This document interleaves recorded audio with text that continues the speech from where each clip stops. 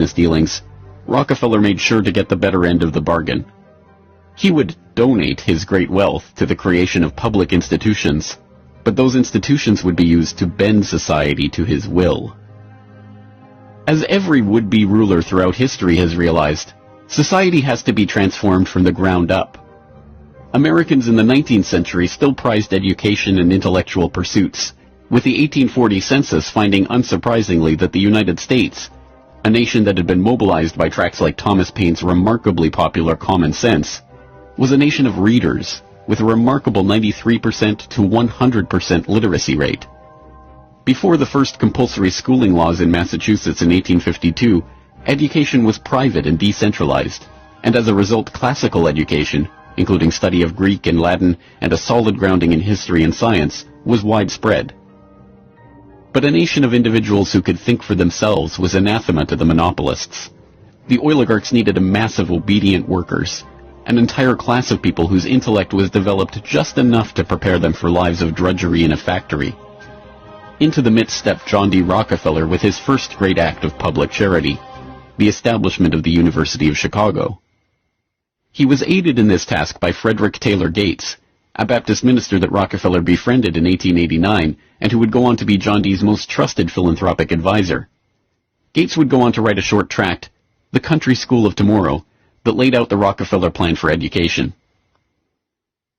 In our dream, we have limitless resources, and the people yield themselves with perfect docility to our molding hand.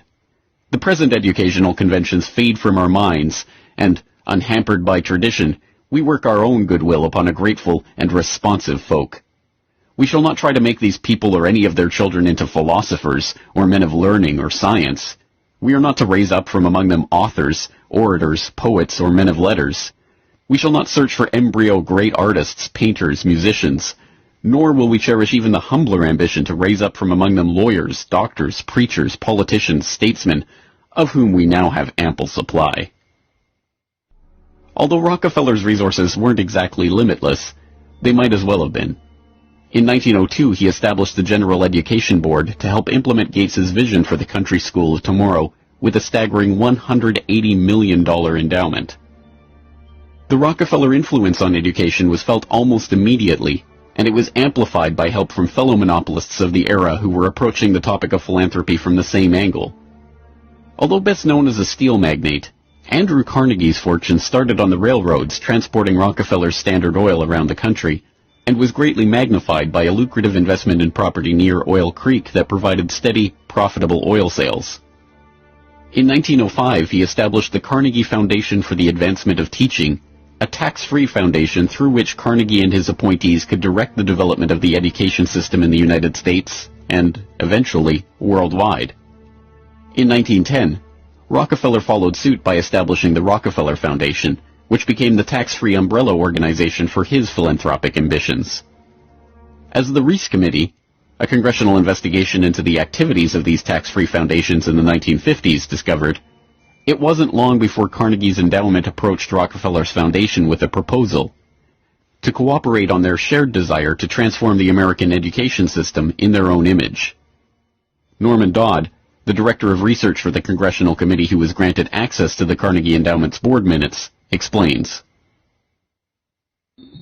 So they approach the Rockefeller Foundation with the suggestion that that portion of education which could be considered domestic be handled by the Rockefeller Foundation, and that portion which is international should be handled by the endowment.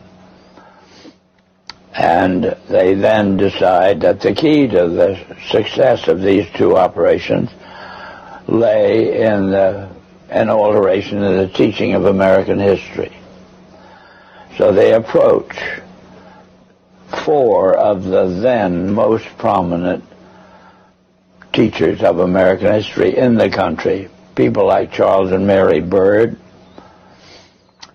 and their suggestion to them is, will they alter the manner in which they present this subject, and they get turned down flat. So they then decide that it is necessary for them to do, as they say, build our own stable of historians. And then they approach the Guggenheim Foundation, which specializes in fellowships, and say, when we find young men in the process of studying for doctorates in the field of American history, and we feel that they are the right caliber, will you grant them fellowships on our say-so? And the answer is yes. So under that condition, eventually they assemble 20. And they take this 20 potential teachers of American history to London, and there they're briefed into what is expected of them when, as and if they secure appointments in keeping with the doctorates they will have earned. And that group of 20 historians ultimately becomes the nucleus of the American Historical Association. And then toward the end of the 1920s, the endowment grants to the American Historical Association $400,000 for a study of our history in a manner which points to what can this country can it look forward to in the future. And that culminates in a 7-volume study, the last volume of which is, of course, in essence a summary of the contents of the other 6. And the essence of the last volume is the future of this country belongs to collectivism administered with characteristic American efficiency.